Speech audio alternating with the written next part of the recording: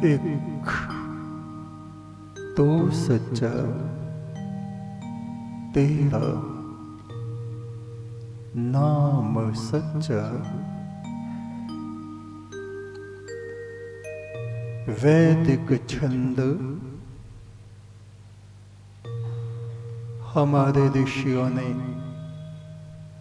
प्राचीन काल में परमेश्वर की स्तुति में अनेक अनेक ज्ञान के छंद गाए हैं। वैदिक छंद 26 ऋग्वेद के ऋषि कहते हैं, ओम अग्ने मृड अस्य तृष्णा के कीकर हमारे जीवन में उगे हुए हैं। इन तृष्णा के कांटों से हमारा जीवन लहूलुहान बना रहता है। जो पुरुष इन कीकरों को अपने हृदय के भीतर से उखाड़ देता है, वह इन कामनाओं की भूमि से ऊपर उठ जाता है। आदेवयम जन्मा, उसके हृदय में, उसके जीवन में वो ज्योति पुरुष परमात्मा अपने प्रकाश को लेके हमेशा के लिए उसके भीतर आके बस जाता है। येथ बर्हिरा सदम, और वो जीव आत्मा ईश्वर का सुनहरा हंस बनकर अनंत सुख सागर में पहुंच जाता है। इस संसार को दुख का समुद्र कहा गया है। पवस्व सोम महांत समुद्र,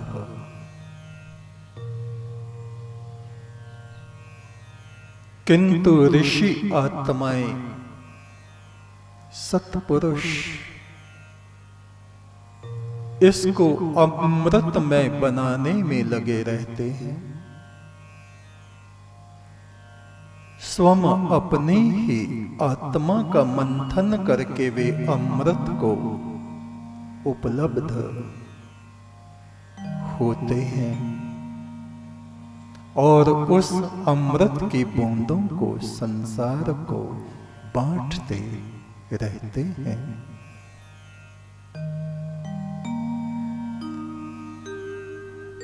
हमारा जीवन कभी फूलों की घाटियों से गुजरता है, कभी कांटों की तीक्ष्णता और चुभन से गुजरता है, किंतु वास्तविक जीवन तो वो ही है जो उस प्रभु परमेश्वर की चौखट पे व्यतीत हो। सुख सागर में आके हंसा, मत फिर जाइयो रे प्यासा। उस परम ब्रह्म का स्मरण, उसका स्मरण, उसका ध्यान सुख सागर है। इस सुख सागर से आके हे मेरे जीव हंस, तुम प्यासे ही वापस मत चले जाना। सुख सागर में आके हंसा, मत फिर जाइयो रे प्यासा। सागर में सुख अमृत उपजे, हुए शब्द प्रकाशा। इस समुद्र मंथन से ही विष निकलता है। प्रथम विष दुख, क्लेश, वैमनस्य, बैर, शत्रुता, हिंसा, स्वार्थ, ये सब चीजें हमारे जीवन में विष की तरह उबलती रहती हैं और इस विष की गर्मी से हमारी आत्मा तप्त रहती है, तपती रहती है। ऋषिगण अपनी आत्मा को ब्रह्म अग्नि में तपाते हैं और साधारण लोगों की आत्मा तृष्णाओं की अग्नि में तपती है। उस परमेश्वर की तरफ को जब हमारा ध्यान ऊर्ध्व में उठता है, उत्तर पथ में पहुंचता है, तब मानो एक व्यक्ति पृथ्वी से बहुत ऊपर जाकर के इस पृथ्वी को देखता है। जब तक पृथ्वी पर है तब तक इसमें हम संलिप्त रहते हैं। जिस समय हमारा शरीर छूटता है तब हमारी जीवात्मा इस शरीर से अलग होके अपने मृतक हुए शरीर को देखती है, अपने परिवार के सदस्यों को दुख की स्थिति में देखती है।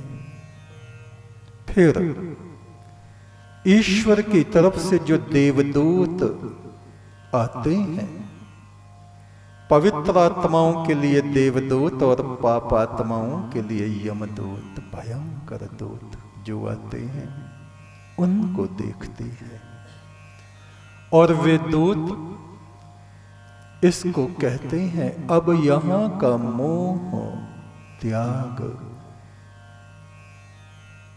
हमारे साथ चल।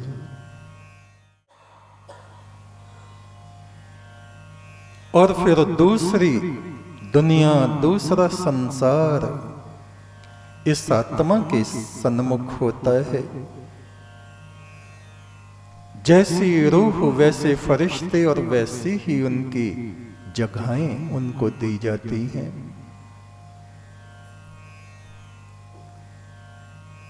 जिन लोगों के जीवन में दुष्टता के सिवा और कुछ नहीं रहा, हिंसा, मार काट, छीना झपटी, ऐसी ही आत्माओं के बीच उनका निवास होता है। कलह, कलेश, धुंध, अंधकार, विषाद,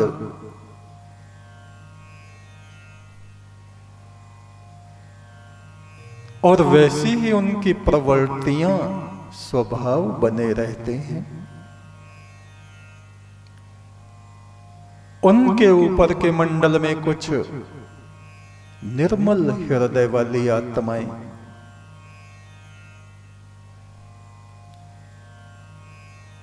और उनसे ऊपर देव आत्माएं, और उनसे ऊपर सत्य में स्थित अमृत पुरुष निवास करते हैं। यहां अपने जीवन काल में अपने स्वभाव को, अपनी आदतों को, अपने विचारों को, अपने कर्मों को जैसा हम बना लेते हैं, मृत्यु के बाद वैसी ही हमारी स्थिति निश्चित कर दी जाती है। तो ये जीवन, ये संसार उस विधाता ने कागज और कलम हमारे हाथ में दोनों दे दिए हैं। इस कागज पे हम चाहे तो पुण्य कर्मों को लिख लें, चाहे पाप कर्मों के चित्र रात दिन बनाते रहें। ऋग्वेद के ऋषि इसी बात को कह रहे हैं। एक सामान्य पुरुष के भीतर जब उत्तम पुरुष जागृत होता है, उत्तमता, उच्चता, उच्च विचार, निर्मलता, पवित्रता, सत्कर्म, पुण्य कर्म जब जागृत होते हैं तो वो अपने भीतर बाहर उस ईश्वरीय अमृत धाराओं को अनुभव करने लगता है।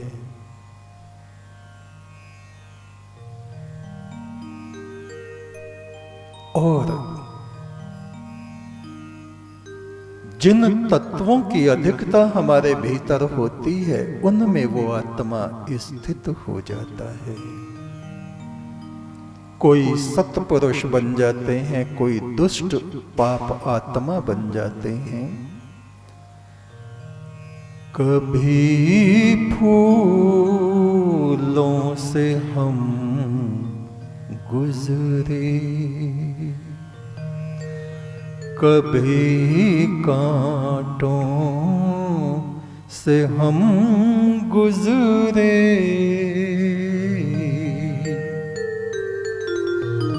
उसी को जिंदगी कहिए, तेरी चौखट पे जो गुजरे।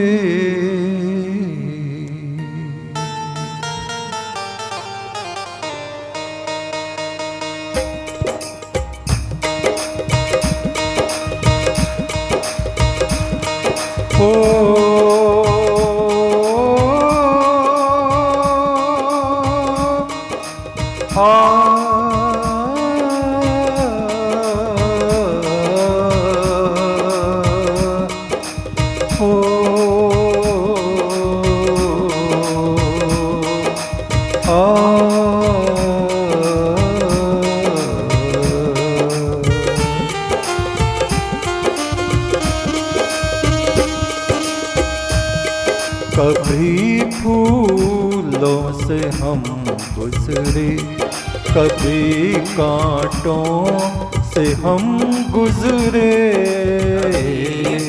फूलों से हम गुजरे, कभी कांटों से हम गुजरे।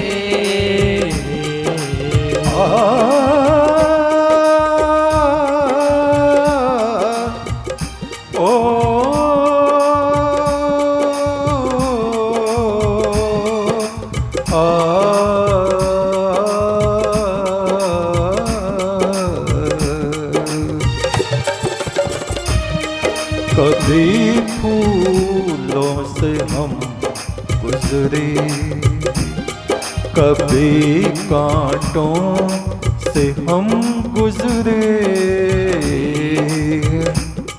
कभी फूलों से हम गुजरे, कभी कांटों से हम गुजरे। उसी को जिंदगी कहिए, उसी को जिंदगी कहिए, तेरी चौखट पे जो गुजरे,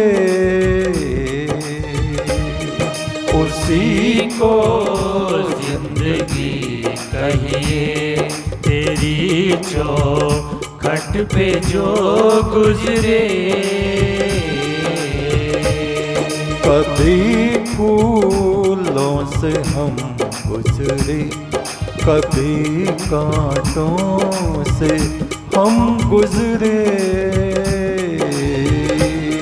कभी फूलों से हम गुजरे, कभी कांटों से हम गुजरे।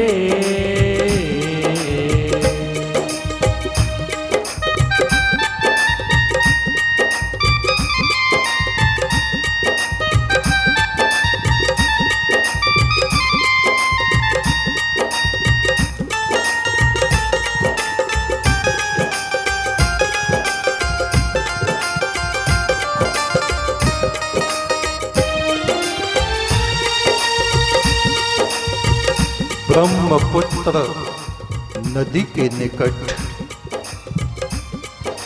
भगवान शिव का प्राचीन आश्रम था, जहां वे अपने शिष्य गणों के साथ निवास करते थे। उन शिष्यों की देखभाल नंदी, शिव के जो प्रमुख गण थे, वो उन सब का ध्यान रखते। एक दिन एक शिष्य को त्रसरेणु, जिसका नाम था, एक सांप ने काट लिया। पत्थर ही पत्थर थे, गुफाएं थीं, वृक्ष थे, जंगल था।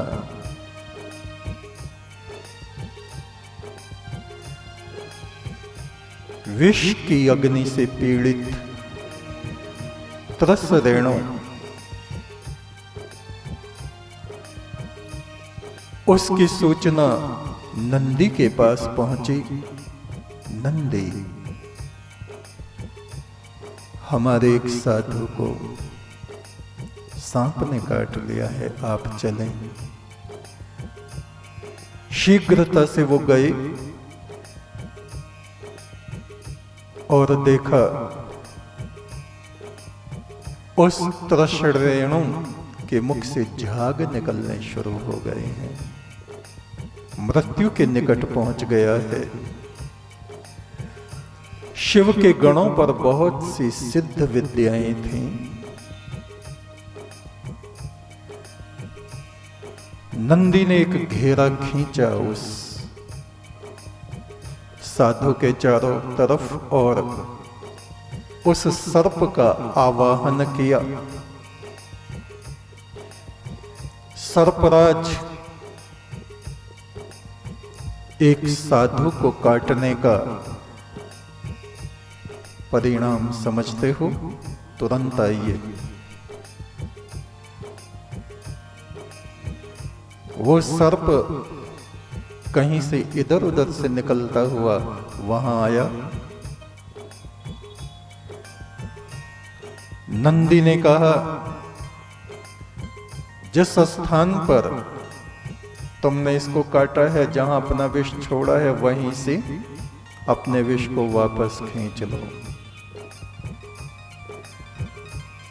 हम लोग अहंकारी नहीं हैं, किंतु तुम जानते हो हम लोग शिव के सेवक हैं।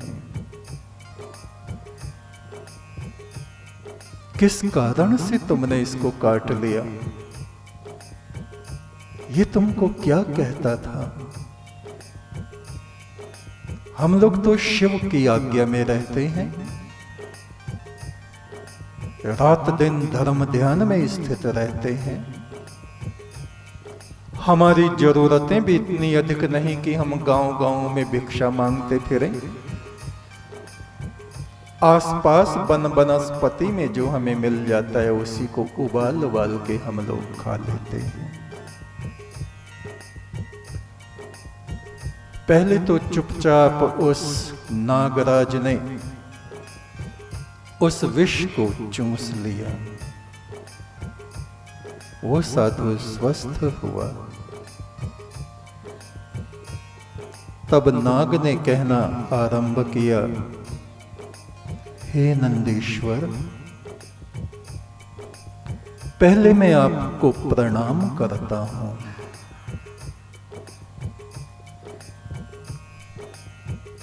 फिर मैं आपसे क्षमा मांगता हूं कि मैंने इसको काटा।